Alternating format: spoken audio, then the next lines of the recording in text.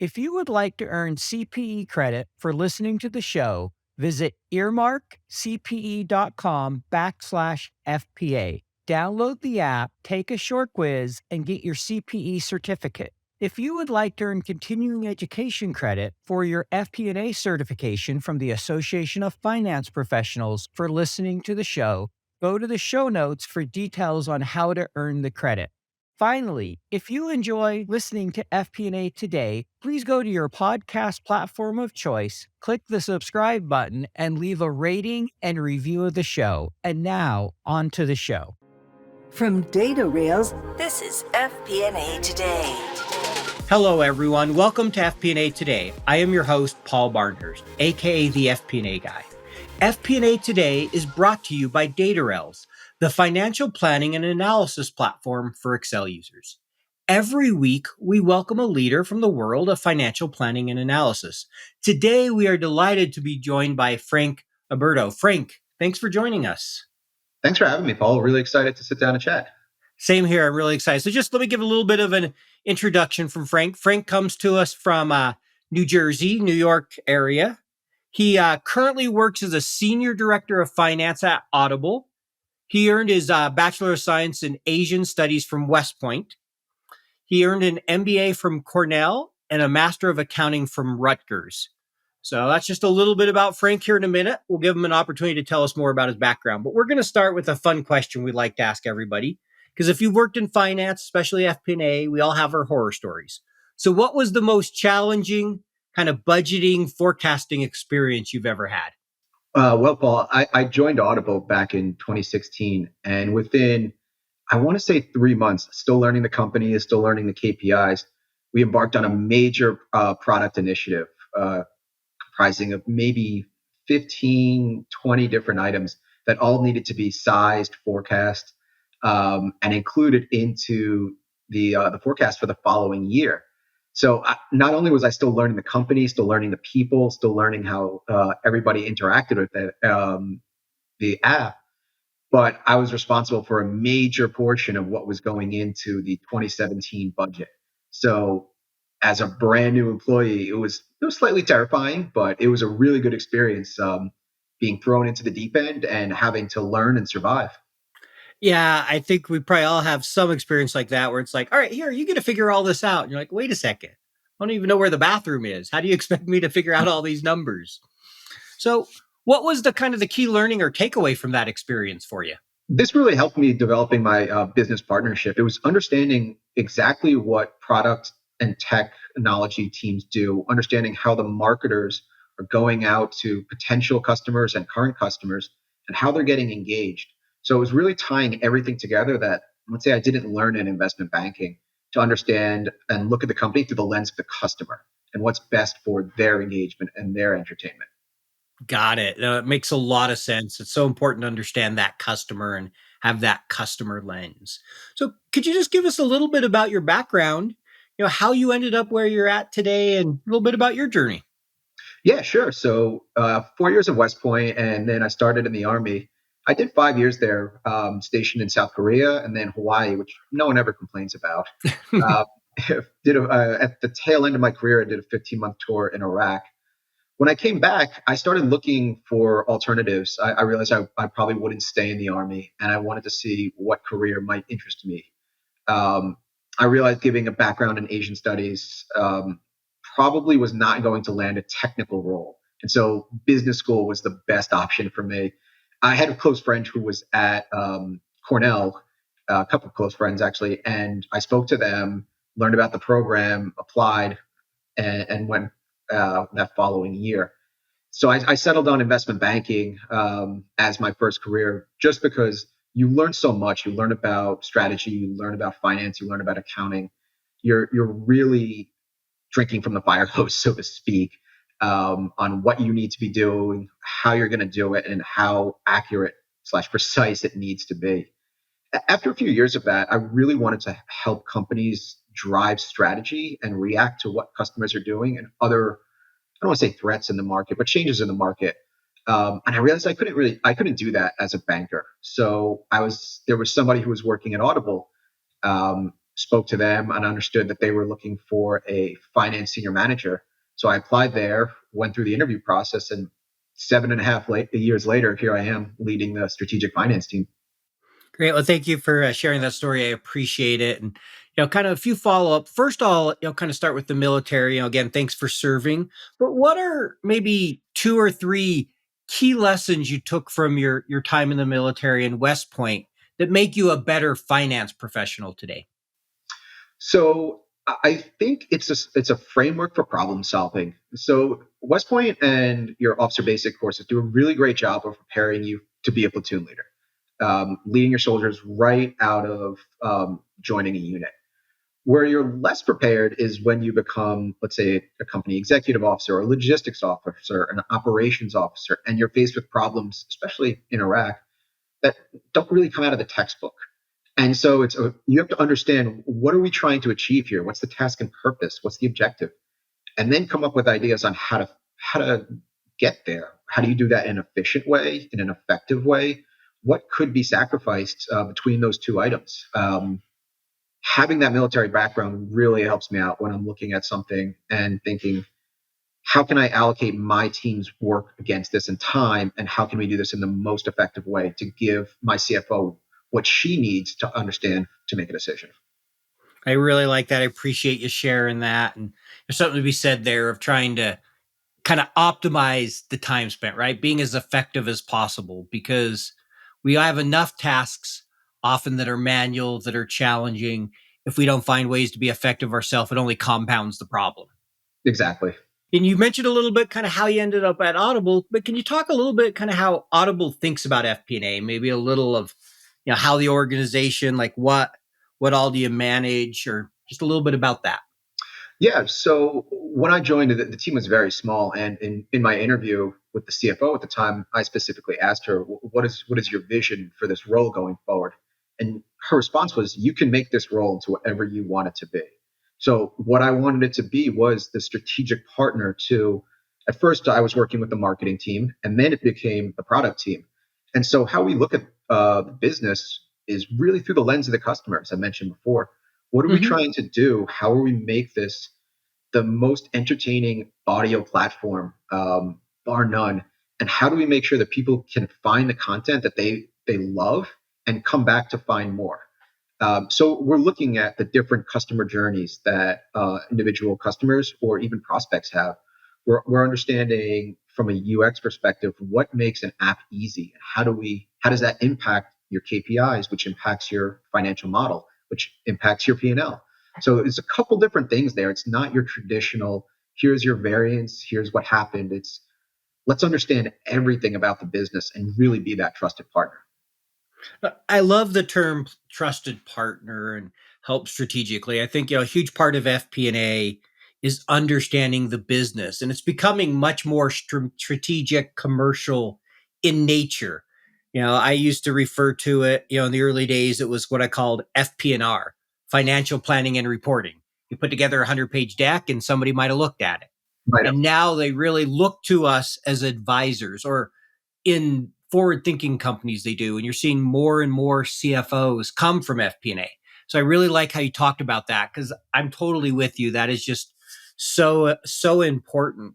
So, talking about FP&A, what are the organizations you support today? Kind of what groups do you support? You support the whole business, or there are certain kind of departments, or how's that work? So product management, the growth team, so including paid media and product marketing. So it's a fairly large organization, but it's all of the teams that are interacting, or their work, I should say, interacts directly with the customer. So changes would be seen right away in how customers are using the product, using the app, which translates to work impacts that we would see on the P&L. Got it. All right. So that makes sense. A lot of product, and there's some marketing in there. And what do you feel are the most important skills you and your team need to meet the business's needs? Intellectual curiosity. So as I've built the team out over the past 7 years, one of the biggest things I look for in an interview is somebody who is approaching the problem to say, not just here's what the number is telling me and here's what my model is saying, but does this make sense? Or if we're going to make a recommendation to the business, would somebody shop this way? and understanding the lens of the customer, what matters, I think is huge. Finance and accounting skills, obviously, those are the building blocks of the positions. But without that additional lens, you're just not adding that high level impact that you could be.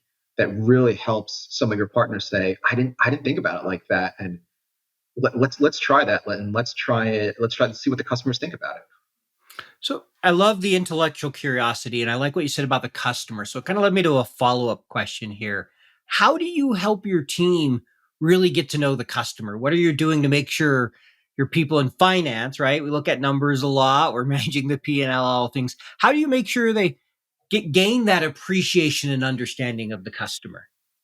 So a few different ways. One of the biggest, I think, is making sure that our team's actually using the product. And you'd be surprised how many finance professionals and various companies aren't using the products that they're assisting with. In our case, we are all very dedicated listeners. And when there's something that goes right for us, we understand, okay, this made it easy. This made it easier to sign up. This made it easier to find content that I never would have found. Or this made it so if I'm on the go, I can pop my headphones in. This 2 seconds for me to be listening and enjoying myself as opposed to longer. But I think making sure that you're using the product and then understanding what product and marketing teams actually do. So for a lot of us, we had no idea what product marketing or product management did. Not because it's nebulous, just because we weren't exposed to that before. Mm-hmm. So we actually, our entire team went to an online product management course, and so we're not experts now, Sure. but we speak the language better than we did before that course. Understand customer journey, the product roadmap, why a product manager would do X versus Y, what the different considerations are there. And so it's really being able to get out there with your partners, and I'll use a military term here, to get out there and win hearts and minds. We're here to support you. We're not here to check your budget or to tell you that this isn't going to work. We're here to help think through this from a different perspective. I really love the part there where we're here to help support you, not to kind of make sure you're following the budget, so to speak, and that everything's in line. Yes, if we're supporting you properly, and the business is running the way it should, the financials will take care of themselves to a certain extent. Exactly. I mean, obviously we have to make smart decisions with that, but that really goes from understanding the customer and being strategic, not from understanding the P&L per se. Exactly. You know what it is like. 13 different spreadsheets emailed out to 23 different budget holders. Multiple iterations, version control, errors, back and forth updates. You never really feel in control of the consolidation and collection process. Yep, I've been there. Stop, breathe. DataRails is the financial planning and analysis platform for Excel users. DataRails takes data from all your company's disparate sources. No organization is too complex, consolidating everything into one place, secured in the cloud. Now all your data finally talking to each other. Everything is automated back into your report in Excel. Cash flow, FX conversion, intercompany transactions, now automated and up to date. Drill down and variance analysis in seconds. Don't replace Excel, embrace Excel. Turn your Excel into a lean, mean FP&A machine. Find out more at www.datarails.com. How closely, I'm just curious, do you work with the business on those strategic and operational decisions? Like, are you, closely involved in the different projects and things going on, or how do they utilize you for those? So very closely involved. If there's a stand-up meeting, it would be surprising to not have one of my team members there. In fact, with different marketing / growth team members and different product team members, they all have developed different relationships with my team, and so they will have a trusted go-to person where they will say, "I'm having this meeting, and this person needs to be there." And so we're involved from start to finish. What's sitting down for ideation? offering our opinion, which is another important thing, that we not just that we have a seat at the table, but our voice is heard and respected, and which it is at Audible. And to a certain point, because we've demonstrated that we are here to help, we are here to help think through, and not just be the team that just give us the inputs. We're going to hit F9. Here's your output. It works or it doesn't work. Right? So we're closely tied into that. We're closely tied in with strategy team members as they work through long-term plans for the company. Now, I know I have a little bit of an Excel geek because you said hit F9. Yes. Anyone in finance will appreciate that, right? So we've Yes. all been there. What I was going to say is so true that when they're in the meetings, I've worked for a number of different companies, and I remember one when I first joined. Finance was in none of the sales meetings. We were given all the numbers. I Mhm. asked to join them, and like, oh, we'll just give you access to our tool. Like, would never even invite me to any of the calls. Where on other ones, I'm on all the calls. They would call me when they were working on certain deals that may not have made sense financially, or wanted to get my thoughts, and we'd work through them. And just seeing how different that relationship was and the challenges it created in the business, it made it really hard to be that strategic partner when you could clearly tell. And I've had other roles like that where, hey, finance is someone we have to deal with, but we really don't want them in the room. Yeah, but luckily we do not have that at Audible. Everybody's very open and very supportive of each other, but specifically with finance, they understand how we can bring value to their work. And frankly, we get out there and the work we do wins friends. They respect what we do. They respect us as professionals, not just because we can add up the numbers properly, but because we're trying to help them. We're all here to support the business. We're all here to support each other. And let's make sure this works. Let's make sure what you're trying to do is set up for success and is as clear as possible when you're sitting down in front of a chief product officer, chief financial officer, chief growth officer, and explaining why your project should have priority over another. You definitely need us in your corner for that. And I think they definitely appreciate some of the support as well as some of the rehearsals that we do. Someone will ask this question. Let's make sure you're ready to answer it. And here's some backup information for that. I love that and couldn't agree more. It's so much of more enjoyable and just healthier for the business, and not just people, but financial and in every way, when you have that true partnership going on and you have those relationships where finance is seen as a value add versus a back office kind of support function, so to speak. And so, speaking to that, you mentioned how you're very much involved in the strategical and the strategic and operational side of the business. Maybe can you talk to an example of a strategic project you worked with on the business and kind of the role finance played? Well, some of the things in the past few years have been some of the updates that we've done to the app. So if you're an Audible listener, you and an iOS user, you know that you're able to sign up through iOS app now. And so my team and I were very closely involved with the marketing org, with the product org, on how we understood what the benefits were and the pros, the cons, how that launch could go, and what we could be expecting from it.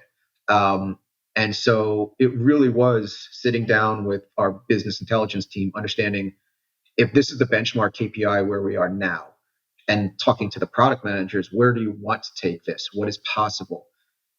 Making sure that we're connecting the dots between those teams as well and the growth teams to say, here's a realistic forecast that we can show you on what we anticipate. So you're a bridge, you're a connector. You obviously understand what is good for the customer and why you would do that, and then articulate this in a very clear package that you're bringing up to company leadership. Got it. Thank you. I appreciate the example. And I'm sure we have some listeners that are big Audible fans and will be able to relate to that one. I will say I've listened to a little bit on Audible, but not a lot myself. My wife does listen from time to time. She does it a lot more than I do, but so appreciate that one. Next one is you look at your team and just kind of, the environment and finance. What would you say is the biggest opportunity and maybe the biggest challenge you're facing? I think the biggest opportunity is when you look at technology that is coming out now. And so with that, whether that's AI, which everyone is talking about, or even just new programs that you can insert into Excel and change either the way you're looking at data, the way you're running an analysis. I think those opportunities are really They provide a more robust path for the finance professional because you're able to upskill when you add in SQL, when you add in Tableau, and think about how you can tell a story from start to finish for an executive level meeting. Um, the opportunities there are immense, and it really provides a lot of runway for, let's say, your juniors or your recent MBA graduates to carry that message, be able to present that clearly and have that understanding, especially with tools that make it much simpler than having to run through cases on your own in Excel like you might have done a decade or so ago.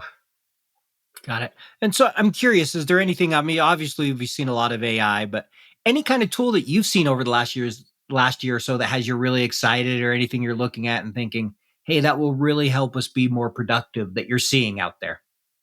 I think just for myself, I've really been diving into just SQL and Tableau, which somebody might say, that seems pretty basic, but when you look at the platforms, they're incredibly powerful with what you can show and how you can manipulate data in a way that just reveals certain patterns and trends that if you're staring at a spreadsheet, you're definitely not going to see it. And more importantly, or most importantly, allows your audience to see that. And I think that's the most important part when you put it in front of a CEO or his or her directs.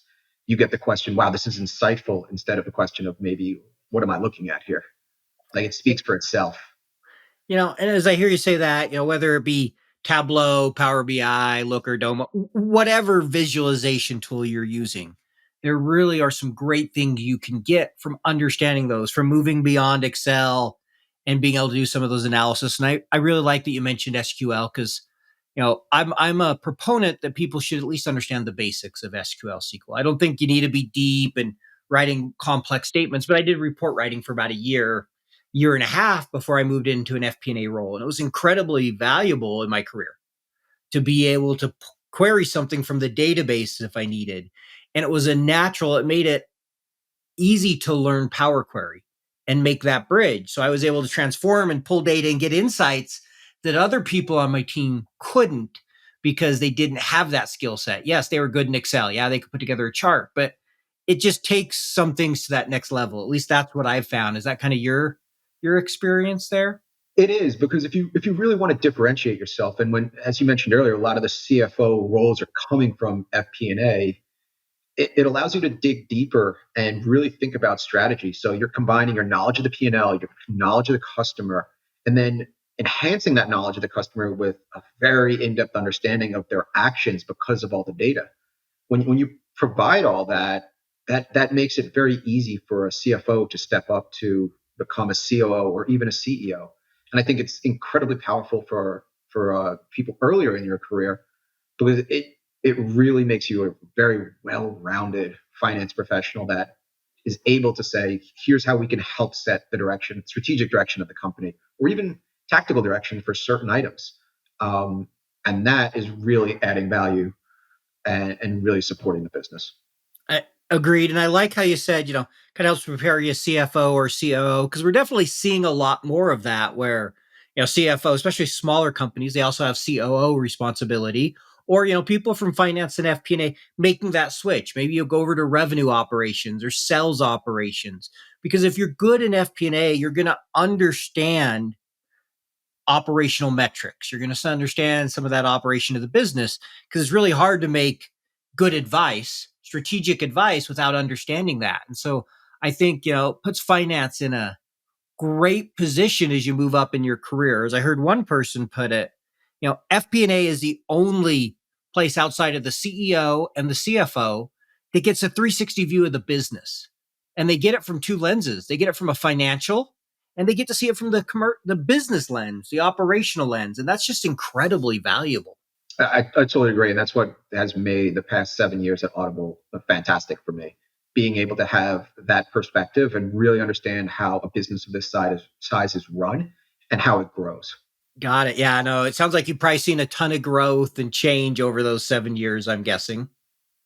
Yes, and especially when you look at with the pandemic and people trying to find ways to entertain themselves, like streaming became, and listening, and it became a pastime, especially in the early days, which because what else were you going to do?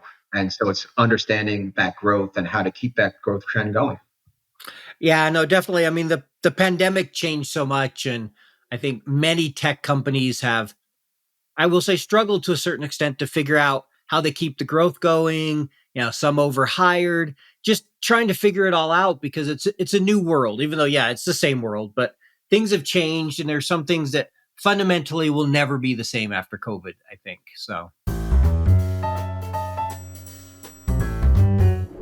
I'm curious, as you look at the business and just kind of in general, are there favorite metrics you like to look at to help you understand things? Maybe if, favorite either kind of financial or operational, but just some metrics that really help you know how things are doing. So I think at a high level, one of the things that my team really zeroes in on is just how our customers are engaging with the product.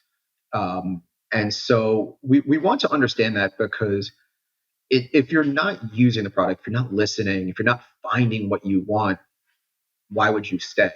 And so for us, looking at that really it's the voice of the customer without, let's say, a research session or a feedback session. Like they're telling us what they're doing and how they value the product with their actions. And so when we understand that, we have a better sense of where the value we're bringing to their lives, how they're using the product. But two, it helps us zero in on where there are opportunities where we can advise our partners to say, if we see this might be an idea, or this leads us to believe X. Here's some potentials, or let's talk through this. And so we've had a lot of good discussions just looking at that and bringing that back to our product teams or to our product and marketing teams to really understand what do you recommend? How should we interpret this? Where should we go from here? Yeah, and as you were talking about that, what it made me think about, and it sounds like you're really big on looking at the operational metrics and those leading indicators, whether that leading indicator, whatever it might be that helps you give a trend. Like, okay, we're seeing people start to drop off on their time. There's an issue here, or we're starting to see something different with this app or that app. And I'm a huge believer that finance should be helping understand those leading and those operational metrics, right? I didn't hear you anywhere in there say, well, I'm looking at EBITDA and our expense ratio and all these things on the P&L. And I see you kind of even laughing as I say that. So I'll let you kind of talk to that. So we do spend a considerable amount of time on that, especially as when you close the books at the end of the month and understand that you're getting leadership up to speed with what happened. But I think all of that is rooted in the customer behavior, those leading indicators. And if I think you would be doing leadership a disservice, and I think for future FP&A professionals out there who may be listening, if you're bringing only the perspective of the P&L, the balance sheet, the cash flow statement, you're really bringing only half of the story, because you wouldn't have any of those things without the customers. So you really need to understand the customers. Agree. The financials are, as a general rule, they're a lagging indicator. We need to look at them. We need to look at them closely. We need to understand them. But if we're looking at all the other metrics and we understand our business, we'll be less surprised with what we see in the financials, right? We're always going to get some surprises. There's accounting adjustments, different things that we just didn't know were coming. But I think the more and more you know the business and the customer, the easier it is to kind of understand and see what's coming from a financial standpoint. Would you agree with that? 100%. It shouldn't be a surprise at the end of it. Yeah. And it's always fun when it is, and then you got to go dig through it and figure out what happened. So what is it that you love about FP&A? I mean, what's made you decide to work in FP&A compared to other parts of finance? Because I'm sure you've probably had some opportunities. So what's, kept you with FP&A? It's really helping to steer the direction of the business. When you're understanding what the goals are for maybe a long range plan, how you get there, you're really filling in the blanks of what you could do, what has worked in the past, what is, let's say, a total moonshot, but it's a good idea and let's try it out, and articulating that risk.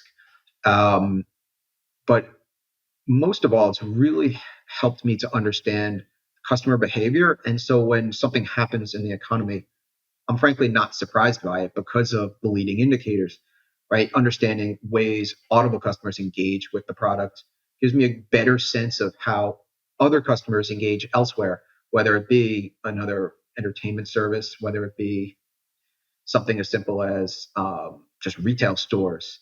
It's understanding how do they perceive value? Are there different price points? What matters to them? How are they finding that? Um, and I don't know that I would really get that in many other areas of finance, but some of them are frankly limited, and not in a bad way. But if you're focusing on certain things, you don't always get a good sense of that. And for people who do enjoy those things, that's fantastic. I found that this was something that I enjoyed that got me out of bed every morning in a hurry, start learning some more. Yeah, and that's all we want is, get out of bed and enjoy what we're doing. And like you said, if you want a role that maybe is more process or you see a smaller scope, nothing wrong with that. But then that may not be FP&A. Maybe it's better to be in an accounting role where it's very more process. And the example I share on this is I had this great accountant that supported me. He was really knowledgeable, did a fabulous job, and I was hiring an analyst. And I'm like, hey, you interested in the job? It's like, no, no, no. It's like, I don't like dealing with that fuzzy math and making up numbers. It's like, I'm an accountant. I know Yep. what it's all going to be. I understand the numbers and this is what I like. I'm like, all right, fine enough. You do a great job. I won't ask again. But yeah, it was just kind of funny because he's like, I did it for like a year and I just felt like I was dealing with made up numbers. And I kind of laughed and we moved on. Yeah. I can see that, and I definitely understand that. Yeah. And so, kind of step back here for just 1 second. I was going to ask a question. We talked about in investment banking. One thing I was going to say and get your thoughts. It feels like we're seeing a lot of people that when they leave investment banking, similar to, kind of auditing, you leave it, moving into either FP&A these days or kind of consulting. Do you feel like investment banking, you mentioned a little bit, but it's kind of a natural transition to move into FP&A when you want to start to know the business better? You've dealt a lot with, kind of numbers and seeing the other side, but your thoughts of kind of that path for people. Do you think that's a good path? I think it is, and again, obviously, it depends on the individual. But what you're seeing as a junior banker, you're sitting down with the managing directors and clients, whether it be a CFO, a treasurer, a head of corporate development / corporate strategy, but you're understanding the motivations behind why a company would either buy or sell either itself or a subsidiary, or why they would raise debt through equity or sorry, raise capital through equity or debt. And so when you have all of this in perspective and you're hearing it directly from Fortune 500 companies, if you're in the bulge bracket, it really gives you a solid basis for understanding why companies do what they do, the thought process, and again, going back to it, that framework. And so if running the company and helping to set that strategic direction is something that appeals to you, it's just a natural fit. If you're a successful banker at that level, you know your accounting, you know your finance, you're probably fast in Excel. You've probably put together decks that make sense, that are clear, that CFOs and treasurers can read, which means within your first few months, you're able to put something in front of your managers and the bosses that is compelling, that shows you understand not just the business, but the environment you're working in. I appreciate that answer. And that was kind of my thinking. And so you helped clarify that. Obviously, I didn't come from investment banking. Yeah, I started my career in procurement and then went to grad school and then switched to, finance. And so, a little bit of a different journey. So I was just kind of curious your take on that. So, next question here is you look back over your career and this can, it could be in the military, it could be work, wherever you want to share. What's the accomplishment you're most proud of? What's something you would share if I asked you that question in a job interview? That's a great question. The one that stands out for me was when I was actually in the military. So we were stationed in Camp Taji from 2007 to 2009, and I was a logistics officer for the cavalry squadron that I was a part of. No real training as a logistics officer, and I was responsible for also constructing or designing concrete checkpoints along major highways in our area. Um, I didn't really have a lot of mechanical or civil engineering training / any, but I knew where to find the help, and I knew how to ask people in a way that helped them understood what I was asked, what I needed from them, and that I had put in the work ahead of time. So the team and I designed a concrete checkpoint just north of Baghdad that would allow soldiers to stay safe, but allow us to control traffic in a way that we can stop and inspect cars So at one point, we were able to stop and arrest a major bomb maker who was heading from Baghdad north. I wasn't on the scene, but I was in our tactical operations center watching this unfold through a drone. And one, it was really awesome seeing that happen. But two, it was fantastic that that was a design that the team and I had worked on with, as a New Jersey native, slightly had some inspiration from the tolls on the Garden State Parkway, just Mhm. how you effectively shut down traffic. Um, but it was cool to see that, just because that's a problem. That's the problem solving I was discussing for. What's my objective here? How do I achieve this? What is a good way to do it? How do I do that with the materials I have? Because I wasn't going to a major construction company here in the Northeast and saying, I need this entire bill of materials. I was finding what was out there, and I was getting it out there in a way that had other considerations. Again, you're driving down a highway in Iraq in 2007 to 2009. You just don't put trucks on the highway without realizing you could be risking someone's life. Looking back on it over my past almost 20 years since West Point graduation, I will always come back to that one, just because of all the intricacies and that success that we had. Yeah, I can only imagine how rewarding that was to know you were able to capture a bomb maker and save people's lives. I mean, there's work and then there's life. And when, you're able to do work that saves people's lives, there's just a different level of rewarding. Not that work can't make people's lives better, but I could just see how that's very meaningful. So thank you. I appreciate you sharing that. And I'm glad it worked as well as it did. That had to be a very rewarding moment, seeing that kind of come to fruition and watching that unfold. It did, and I think, just to close that one out, it's a very high bar to clear when I think about all the amazing stuff that we've done at Audible, or I've done in my finance career, which I have some very great stories, and my team and I have done some fantastic work. It's really hard to compare to that one, though. Yeah, totally agree. I mean, there's just a difference. Even Yeah, if it's like, hey, we made the listening experience easier for people. That's great, but there's just a different level. So I can see that. So speaking of Audible and listening, what do you currently have on Audible going today? What's your book you're listening to? so I went down a rabbit hole of classics of science fiction very recently, and so I just finished the original "Do Androids Dream of Electric Sheep?" So Blade Runner. Um, Fantastic story. Narration was really good, but as you sit there listening, and I tend to listen while I'm running, and the story, I'm sitting here contemplating what it means to be human while I'm at 4 miles into a run. Um, but it's just a fantastic story. Thank you. Appreciate that. So do you have maybe a favorite one you've listened to on Audible, or even just a favorite book that's helped you in your career? Favorite book on Audible, hands down, Ready Player One, narrated by Will Wheaton. First of all, it's child of the '80s. I got all the references. Um, Will Wheaton's a fantastic narrator too. Anytime I get to listen to something that he's narrated, whether it's a good story or not so great story, I will listen to it, just because he's a great narrator. Um, when I think about some of the books that I've read over the course of my time that have helped my career, there are a couple ones from the military that have really been helpful, like on leadership. Just to When I think about how I work with my team, and what I want to do in terms of their development, the opportunities they receive, um, and how they should be getting the credit for the work they do in front of leaders. I think a lot of those books that are on, let's say, the superintendent or the commandant's list from West Point have really helped me in bringing that leadership and management style to my team. And so I guess short answer is there may be too many to actually list.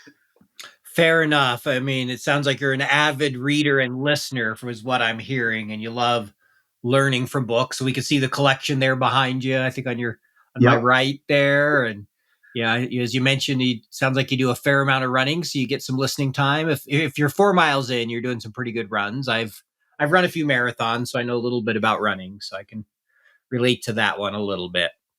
So Now, as we're nearing the end of our time, we're going to move into what we call the get to know you section here in a minute. But one more question before we do that. So, lots of people are big fans of Amazon and Audible. I know there's a lot of people that like to work there. Any advice for somebody looking to, get a job in finance or FP&A with Amazon? I think going back to what I said before, that intellectual curiosity, when you're looking at a problem, when you're helping the business work through something that will benefit the customer, it's more than just being able to do the numbers and the accounting is correct, and your calculations make sense. It's really tying that back to how does this work for the customer? How does this work for the company? And if you're in the interview, you need to be able to clearly articulate that and show examples, because we're always asking why. Let's go one more level. Let's dive deeper. What are the root causes of this, and what can we infer from them? Okay, so it sounds like really having that curiosity to dig deep and to be able to understand something at that kind of fourth, fifth level. If you talk about the five whys, not just here's the surface. Exactly. Great. So here, this is a section I really like. It's called our Get to Know You section. You get no more than 30 seconds to answer each question. So the idea is to, relatively brief, and we just kind of run through these. So I have 4 of them. And so the first one is, what is something interesting about you that not many people would know, something we wouldn't find online? Something that we wouldn't find online. So I've always been an avid drawer. So I'll any chance I get, I'm pulling out a pencil. I'm doodling. I've been doodling since I was a kid. So even now, even in the margins of some of the notes that I take at work, you'll see some doodles just to keep my brain fresh. Love it. Thank you for sharing that one. So next one, if you could meet one person in the world, dead or alive, who would you meet and why? I'll answer this from a finance perspective. So I think I would like to hear from the original JP Morgan. So want to understand, like, tell me about what you did, that helped direct the direction of the nation in a time when we needed finance most. That's the first time I've heard someone say JP Morgan. I love that. I love that answer from a finance perspective. That's a great one. So next one here, and I'm going to modify the question a little bit I think from what I sent you, but what is the last thing you Googled, looked up on YouTube, or used generative AI, Chat GPT, or any of these others that are coming out, it seems every day, that you use to research something around finance, FP&A, or Excel? So for that one, I think I was trying to do something with a very complicated listing, and I think it was some kind of array formula to give me some returns, and it was it was very complex. And YouTube did a really good job explaining it to me, and I did a very poor job implementing it into my Excel. I'm laughing because I can relate on more than one level, both watching the YouTube and doing a poor job of implementing it. Yeah. So, kind of speaking of that in Excel, what's your favorite function or feature? What's your favorite thing about Excel? So I think my favorite function, I think I'm an indirect lover, just so I can plug in all the different things there, go find matches across this massive database, return the rows and columns, and give me all these items. Maybe that's just a holdover from my banking days from spreading public comps, but I found that I'm able to use that still to this day to give me some returns that make data presentation just that much easier. Yeah, there is some pretty amazing things you can do with indirect. And if you know how to use it and you use it sparingly so your file isn't full of volatile references, it can be a great tool. So Yes. I am an indirect fan, so I get that one. So we're heading up here to just kind of wrap up. So we have 2 questions for you. The first is, what advice would you offer for someone starting a career in FP&A today? If you give them some advice, what would it be? Hands down, know your accounting and finance cold. Just that's the those are table stakes. But the advice that I have that will really differentiate junior team members is have that framework. What am I trying to for problem solving? What am I trying to solve? Why does it matter to my stakeholders? And how do I present this in a way that makes sense? Because that's where it ties all of your accounting, your finance, your Excel skills, your chat GPT, all the stuff that you could use. If you're not clear on that, you're providing a really cool chart that probably misses the mark. I really like that, is kind of understanding it's the application layer, so to speak. It's know the technicals, know the base that you need to do the job and know it well. Exactly. Then know how to bring it together to solve problems. I've heard it sometimes said, a little bit you said, is, it's the what, so what, now what type of Exactly. framework, right? There's plenty of them out there, but it's all that idea. So last question, if someone wants to get a hold of you, what would be the best way for them to connect with you? So I'm a prolific connector on LinkedIn.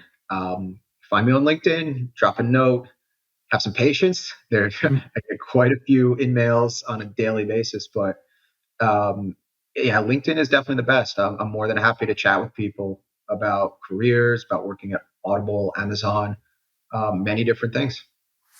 All right. Well, thank you so much for being on the show today, Frank. We really enjoyed chatting with you, and I know our audience will enjoy listening to this. So thanks for being on FP&A today. Thanks again for having me, Paul. I really appreciate it.